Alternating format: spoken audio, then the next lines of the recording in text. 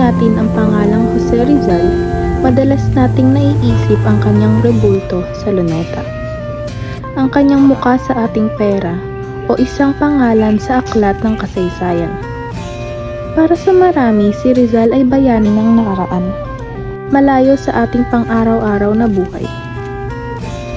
Ngunit, ang tanong, hanggang doon lang ba si Rizal? Noong 1956, ipinasa ang Republic Act 1425, na kilala bilang Rizal Law.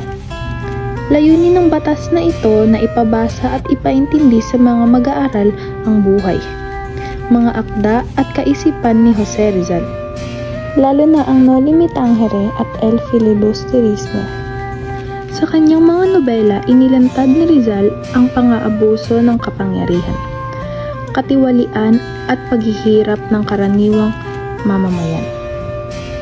Hindi siya gumamit ng armas. Ginamit niya ang panulat, edukasyon at katotohanan. Ipinapakita niya na ang tunay na kalayaan ay nagsisimula sa kamalayan.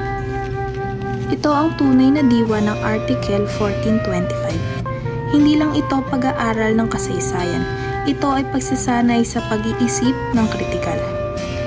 Tinuruan tayo ni Rizal na huwag manahimik sa harap ng mali at huwag matakot magsabi ng katotohanan.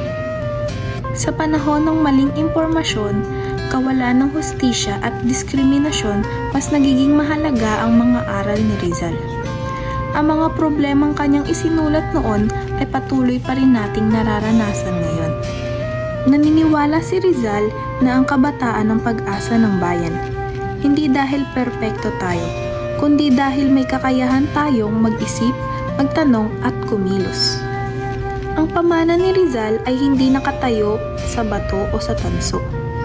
Ito ay buhay sa bawat Pilipinong piniling manindigan para sa tama. Ang Article 1425 ay hindi lang batas. Ito ay pananawagan. Dahil ang pamana ni Rizal ay hindi lamang inaalala. Ito ay pinagpapatuloy.